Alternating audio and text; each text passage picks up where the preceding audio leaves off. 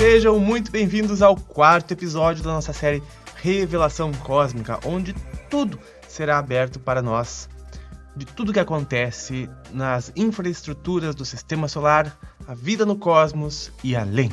Sejam bem-vindos, vamos continuar aqui na nossa entrevista com o delator dos programas espaciais, que trabalhou no programa 20 anos e volta e na Marinha Americana, o Corey Goode, que está sendo entrevistado pelo nosso querido David Wilcock na série da TV Gaia Americana. E aqui nós estamos analisando tudo, vendo tudo e comentando com vocês. Muito bem, no episódio de hoje, então, começamos com o David falando, né? Bem-vindos ao programa. Sou o apresentador David Wilcock. Nós temos um homem realmente notável aqui. Falamos com Corey Goode, que, como alguém que trabalhou internamente, está nos contando sobre este notável novo mundo chamado Programa Espacial Secreto. Corey, a abrangência desse programa pode ser difícil de aceitar para algumas pessoas. É sabido que fomos à Lua em 1969. Há quem diga que supostamente fomos à Lua. Mas, certamente, parece que nós fomos e fizemos algumas coisas reais na Lua e depois nunca mais voltamos. Puseram uma bandeira lá, realizaram algumas missões e terminamos, vimos o que precisávamos ver. Então eu acho que se você pensar sobre pessoas se instalando fora da Terra, a maioria, se chegar a imaginar isso, diria, bem, isso não é muito. Qual é a real abrangência do que estamos lidando? Quando a verdade for revelada, o que vamos saber? Corey diz, bem, vai ser impressionante saber que existe uma vasta infraestrutura através do Sistema Solar inteiro, com tudo, de operações de mineração no cinturão de asteroides e em luas e planetas para procurar materiais brutos para complexos industriais que produzem tecnologias e colônias de seres humanos que trabalham nesses complexos industriais e apoiam essa enorme máquina industrial que está no nosso sistema solar. Não pode ser construída uma base em um planeta gasoso? É muito quente e há pressão atmosférica? Sim, muita pressão. Se quisermos procurar essas colônias, onde deveríamos procurar? Colônias são basicamente o que chamamos a área onde famílias e pessoas vivem. Também há todo tipo de diferentes instalações. Instalações do tipo dentro de asteroides. E nós vamos ver nessa série. Essas instalações dentro de asteroides que ficaram ocas pela mineração. Né? Os asteroides que ficaram ocos pela mineração são ocupados e há colônias e instalações lá. Há instalações espalhadas por Marte, subterrâneas, obviamente, sob a superfície de Marte. Várias luas dos gigantes gasosos até a nossa Lua. E sim, nessa série a gente vai ver como que é tudo lá, como que os seres que lá vivem fazem, o que fazem, habitam, porque habitam e por que eles extraem minerais e por que eles precisam de minérios, uma vez que eles têm o duplicador de matéria, como a gente falou no episódio passado. É bastante interessante. Você pode dar uma estimativa de quantas instalações diferentes ou lugares diferentes que foram construídos, digamos, em nosso sistema solar? No nosso sistema solar, tudo de pequenos postos avançados com 18 a 40 pessoas. Em Marte, há instalações que flutuam por lá, em diferentes pontos de Lagrange através do sistema solar. Pontos de Lagrange. Bom, antes eu só quero falar que aqui no canal nós temos uma série que é A Vida no Planeta Marte. É uma série com 40 episódios, onde o espírito Ramatiz narrou como funciona a vida extrafísica em Marte, ou seja, a vida no plano espiritual, na frequência extrafísica. Aqui na Revelação Cósmica nós vamos ver a vida em Marte no plano físico, aqui na mesma taxa de vibração que o nosso corpo físico. Ou seja, que existem humanos físicos iguais a nós, encarnados, que lá estão. E a gente vai ver isto hoje. Então, eu vou deixar aqui a recomendação da série A Vida no Planeta Marte, caso tu queira ver a vida extrafísica, nas nuvens, que existem lá, segundo o espírito Ramatiz, né, por Hercílio Mais. E aqui nessa série nós vamos ver a vida física em todo o nosso sistema solar, nessas infraestruturas. Pode nos dizer o que é um ponto de Lagrange? Corey disse, são áreas entre planetas ou corpos celestes que têm uma gravitação ininterrupta, ou uma força gravitacional igual de todas as áreas, para onde eles podem ter um ponto de rotação sincronizado ou estacionário. E eu não tenho um número preciso, há centenas de instalações por lá. Vocês viram só? Então, entre os planetas, há campos geoestacionários de energia que nem os nossos satélites. Eles ficam, incrivelmente, né, estacionados lá nessa área chamada geoestacionária, onde eles ficam literalmente vinculados com o solo. Eles não se movimentam 1 milímetro. Eles acompanham o solo nitidamente, né? Que tu tem uma antena, por exemplo, apontada para um satélite, o satélite não sai do lugar. Ele fica estacionado numa órbita chamada geoestacionária. Então, o Corey está dizendo que entre planetas ou astros do Sistema Solar existem locais onde essas órbitas estacionárias se entrelaçam, criando uma grande zona de estabilidade, onde eles colocam ali as infraestruturas que, segundo eles, são incontáveis até aqui. E incontável é a minha alegria com o teu like nesta série também. Então, se puder, deixa o like e se inscreva aqui no canal. Continuando a série, David disse assim, como seria a maior instalação em termos de pessoal? O tamanho da tripulação que eles teriam? Corey disse, quando falamos de colônias, estamos falando das maiores, né? Que tem até 1 milhão de pessoas. Quantas você acredita que existem com esse tipo de tamanho de população? Não creio que haja muitas que tenham essas populações grandes, mas há muitas que têm centenas de milhares. É mais frio e mais difícil viver em um lugar na medida que você se afasta do Sol? É aí que entram as tecnologias avançadas. Nós podemos produzir condições de vida que são confortáveis para nós em qualquer lugar. E agora nós vamos falar da ressonância Schumann, né? 7,83 Hz. E até a ressonância Schumann, que ocorre aqui na Terra, né, que a Terra libera certa ressonância vibratória, que mantém as plantas e os humanos saudáveis, essa ressonância de Schumann é levada para dentro da nave, em instalações e colônias, para ajudar a manter as pessoas saudáveis, né? E a pressão barométrica e a gravidade são controladas. Eu ia lhe perguntar sobre a gravidade. A Terra tem uma certa massa e a aceleração gravitacional de 10 metros por segundo ao quadrado. É proporcional à massa da Terra. Então, com as luas, a NASA acredita, eles falam isso, que você ficaria saltando. Então, como é isso? Como isso é compensado se é tão pequeno? Né, as instalações, os locais, eles estão afastados de planetas que têm gravidade? Corey disse, bem, existe. Eles têm chapeamento de gravidade, como eles fazem nas naves. Chapas encaixadas que ficam no piso, em que é aplicada eletricidade, que cria um campo eletrogravitacional, que cria gravidade artificial. De que tamanho são essas chapas? Varia? As chapas são, sim, elas variam de tamanho, porque os corredores são de tamanhos diferentes, mas são placas dessa espessura que se encaixam como brinquedos de criança, brinquedos de encaixe, que se engatam e se encaixam. Muito interessante, né? Você pode nos dar mais informações sobre quais seriam as maiores categorias? Você disse que um tipo de categoria de um lugar que seria construído, uma instalação, seria um lugar onde pessoas viveriam. Isso é estritamente utilitário?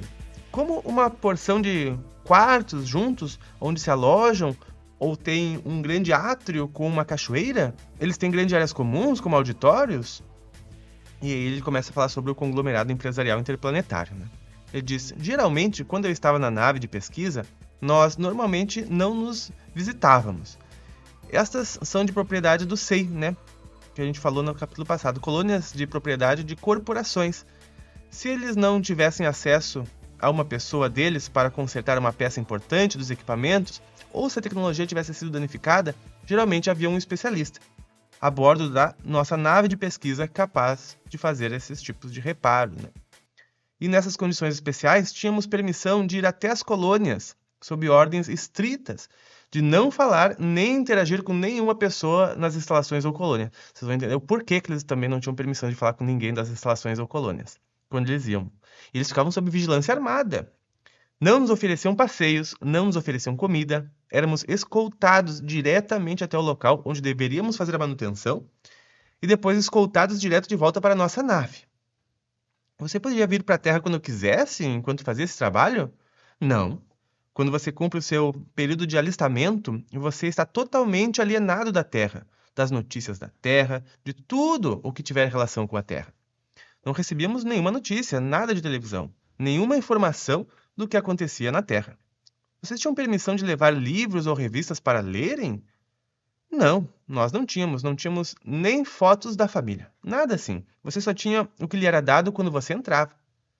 Você falou desses tablets de vidros inteligentes. Você lembra que a gente viu no primeiro episódio? Você tinha acesso a isso na nave de pesquisa? Quando está trabalhando, sim. Você podia. Eles sabiam o que você faz, o que você fez, havia imagens de segurança do que você tentou consultar com eles? Tenho certeza de que havia sim. Eu, na nave de pesquisa, era muito mais descontraído do que eu soube que era nas naves militares. Eles sempre chamavam os cientistas de nerds. Eles eram muito legais. Muitas vezes eu passei muito tempo olhando esses tablets de vidro inteligente. Eu tinha muito tempo livre. Todo mundo tinha treinamento repetitivo. Você não tinha um trabalho só. Eu fui treinado para trabalhar em comunicações e algumas outras coisas.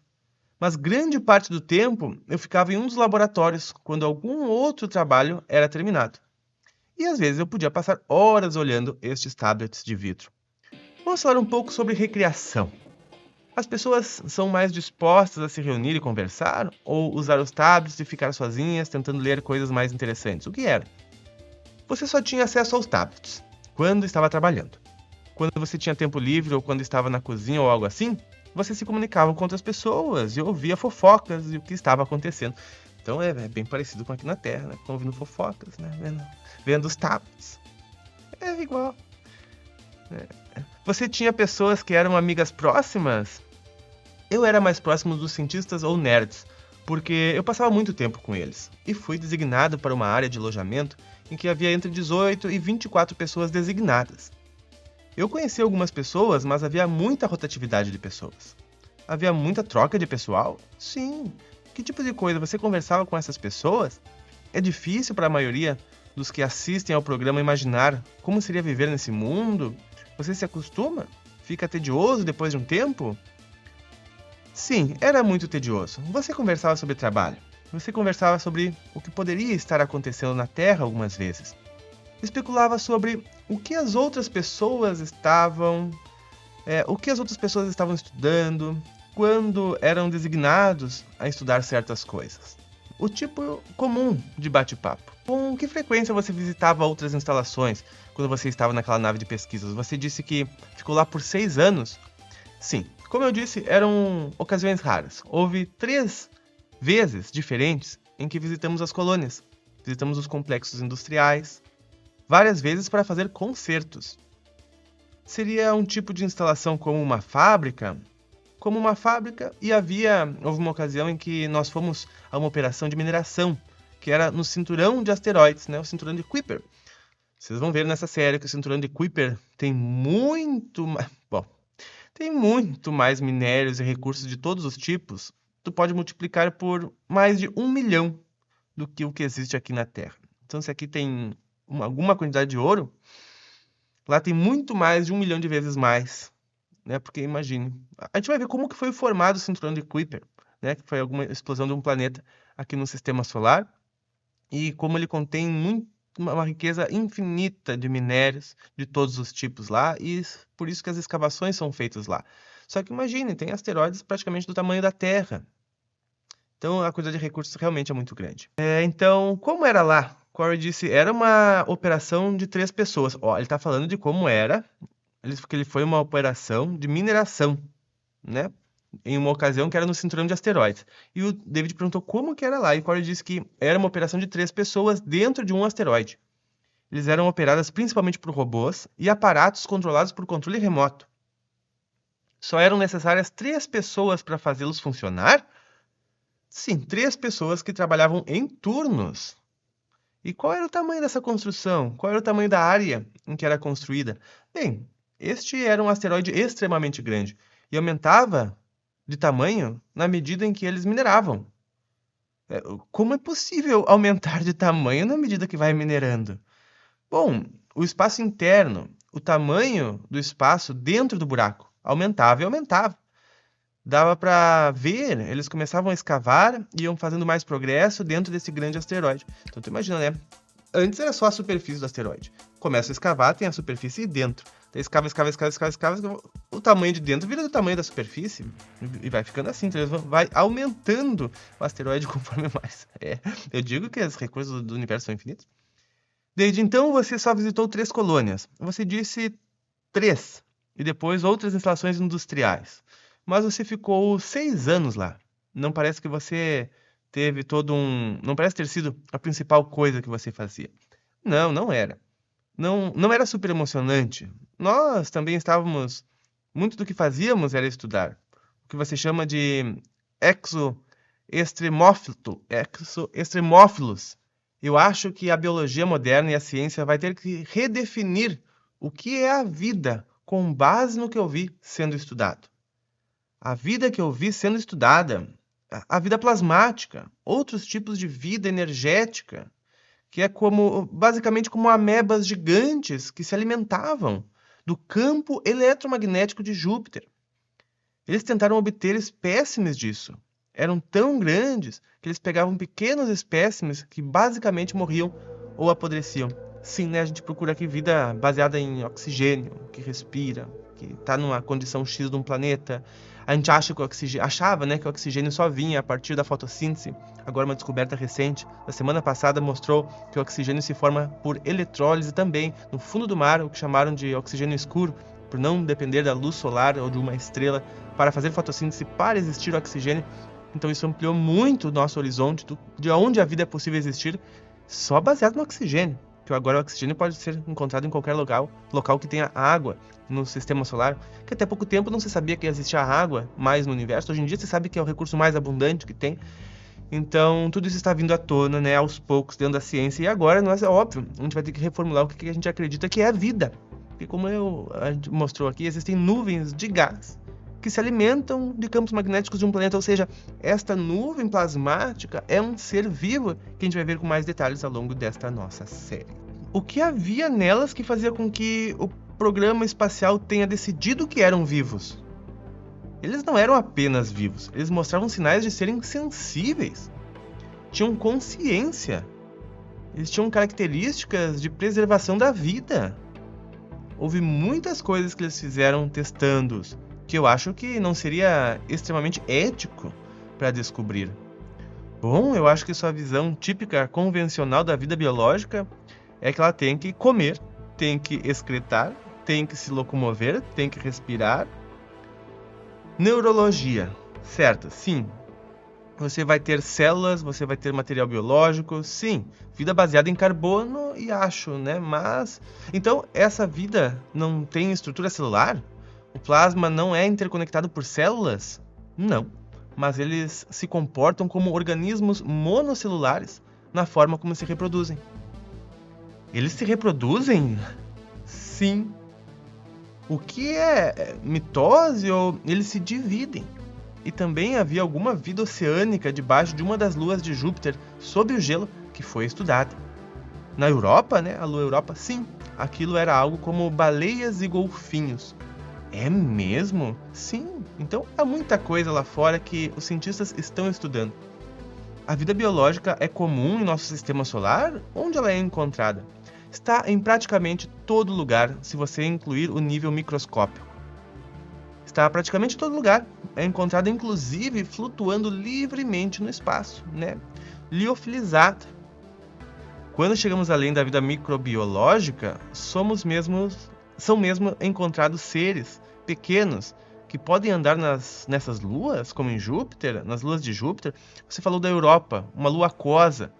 Mas em uma lua seca, haveria vida que poderia viver dentro da superfície de uma lua seca? Houve alguma vida em Marte, alguma pequena vida animal que principalmente escava. Aliás, nós vamos conhecer a vida em Marte aqui, né? Já adianto para vocês, ratos gigantes, baratas gigantes, eu acho que vocês não iam gostar de viver em Marte hoje. Como é chamado aranhas gigantes, né? E tudo foram para lá através de portais, mas eu não posso falar. Vamos acompanhando a série. Como é chamado algo que cresce no deserto, né? Há plantas, a vida vegetal em Marte, né? Muito resistente. Havia um arbusto roxo e vermelho que tinha espinhos enormes. E era um tipo de arbusto baixo, com folhas pontudas, que eram como espinhos na ponta, que eram como listadas de roxo e vermelho. Como você saía para ver esses arbustos? Você tinha um traje espacial? Sim, havia um traje leve, não um traje de pressão pesada. Ele tinha vidro no capacete, algo assim? Sim, e um respirador. Bom, vamos voltar à nave por um minuto. Com quantas pessoas você estava alojado na nave? Isso varia, né? Podia haver até 24 pessoas que poderiam ficar na área para que eu fui designado. Era algo entre 18 e 24, isso mudava. Vocês estavam confinados e tinham que dormir juntos no estilo militar? Sim, e tínhamos beliches dentro das paredes e nós sentávamos no beliche. Você sentava no seu beliche, fechava sua divisória e tinha uma pequena área para organização, em que você podia pôr qualquer coisa que tivesse. Eles mantinham você no ciclo de 24 horas da Terra? É o mesmo tipo de medida de tempo? Sim. Eles iluminavam a nave de forma que indicasse ao seu corpo que você estava em um ciclo? Eles tentavam manter um ciclo circadiano, porque isso parece ser, sabe, canalizar a ressonância de Schumann. Tentam manter tudo a que o corpo está acostumado por questões de saúde. Alguém trabalhava no turno noturno? Sim, sim, havia constantemente gente trabalhando. Como vocês obtinham água? Obviamente, água na Terra exige um ciclo hidrológico, né, com nuvens e chuva.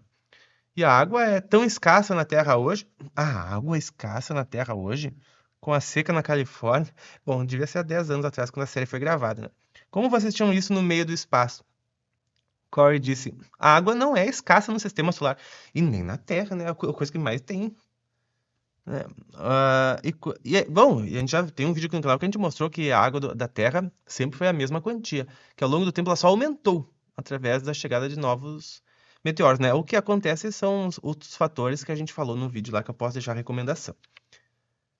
A água não é escassa no sistema solar. E quando você está a bordo de uma nave assim, vamos dizer dessa forma, tudo é reciclado. Então, aqui na Terra também, né? Tudo é reciclado. Eu nem te falo onde é que estava a água que eu tô tomando aqui agora.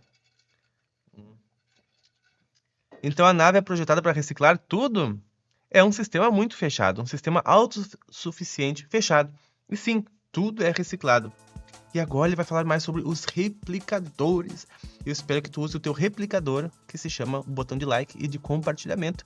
E replique esta série para mais pessoas que tu queira que abra a mente mais cedo, né? Não espere levar um baque com tudo isso daqui a uns anos.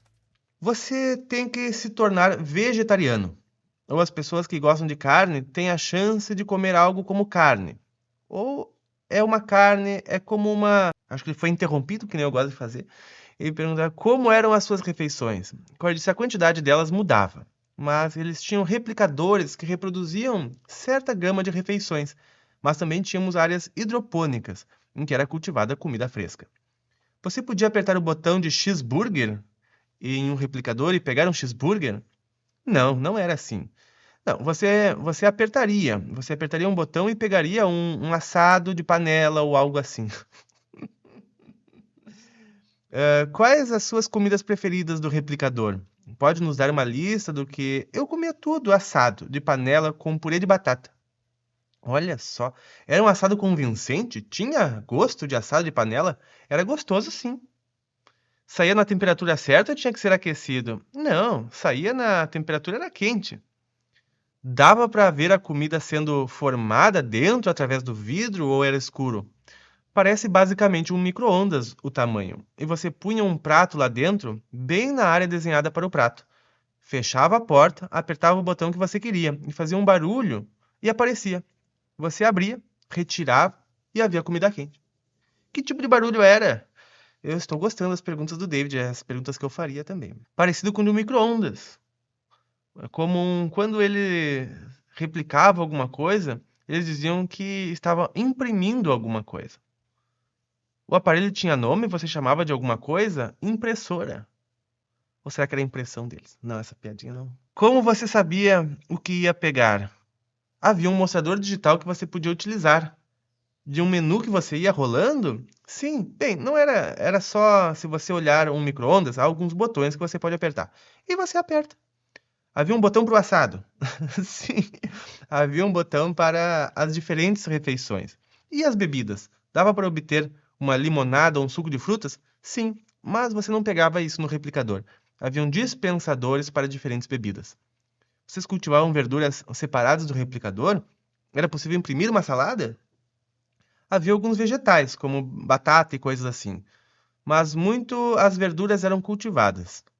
Certo. Então, se você quisesse uma salada, havia uma máquina para a salada perto da impressora?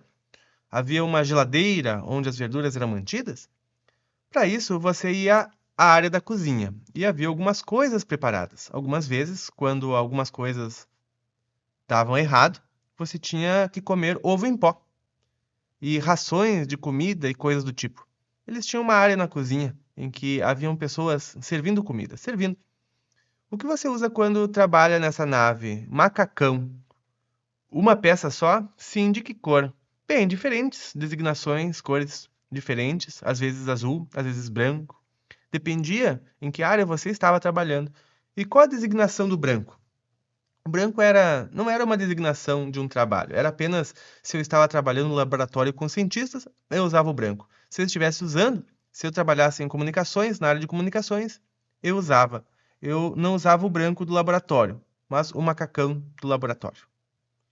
Se você estivesse na frente da nave e caminhasse em um ritmo constante até o fundo, quanto tempo levaria para fazer todo esse percurso? Para que a gente tenha aqui uma ideia do tamanho desse veículo, né? Corey disse, não dava para andar reto. Era como um labirinto. Provavelmente levaria algo entre 30 a 45 minutos de caminhada se você ficar em um andar. A nave, apesar de que podia ter 24 pessoas, 45 pessoas, é grande, né? Ficar meia hora, 40 minutos para te atravessar. Apesar de que seja um labirinto, é grande, né? Quanto tempo tu leva aí para atravessar a tua casa? Diga nos comentários. E qual era o aspecto predominante das paredes internas? Qual era a cor predominante do que se via lá dentro? Bem, muita coisa era de metal. Sim, me disseram que muitas das primeiras naves foram construídas por quem construía submarinos. Então, havia muito essa sensação e aparência. E caso você estivesse em um ambiente de gravidade zero, havia alças ao longo da parede que você podia usar para se mover. Qual era a típica altura do teto lá? E ele disse que era cerca de 2,40 metros, né? Um pouco mais baixo que os nossos tetos aqui no Brasil. Em breve nós vamos ver aqui na nossa série, né, sobrevivendo ao choque do evento.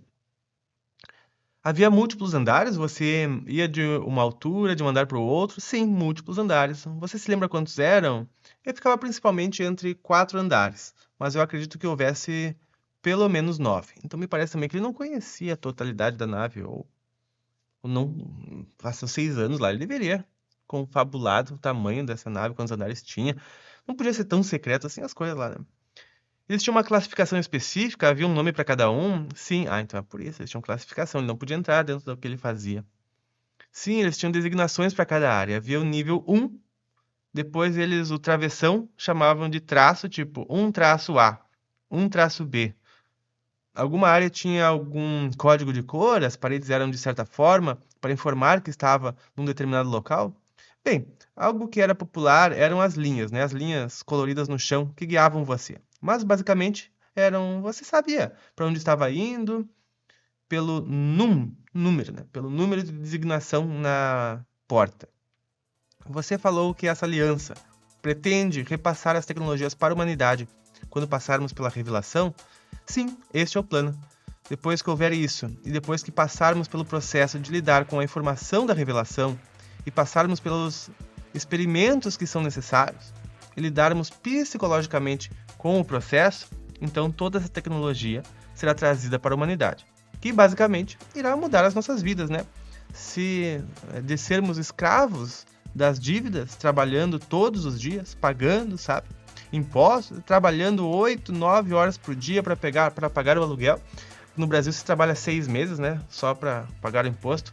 Mas também não é verdade não, porque 6 meses para pagar o imposto. Mas tudo que se paga é imposto. O imposto não é só 50% do material, tudo é 100% imposto. Né? Por exemplo, este computador aqui vai dizer que 50% é imposto, né? É verdade. Porém, essa placa de metal aqui foi produzida por alguém que pagou 50% de imposto. Então, daqueles 50% que recebeu, quem recebeu pagou 50% de imposto.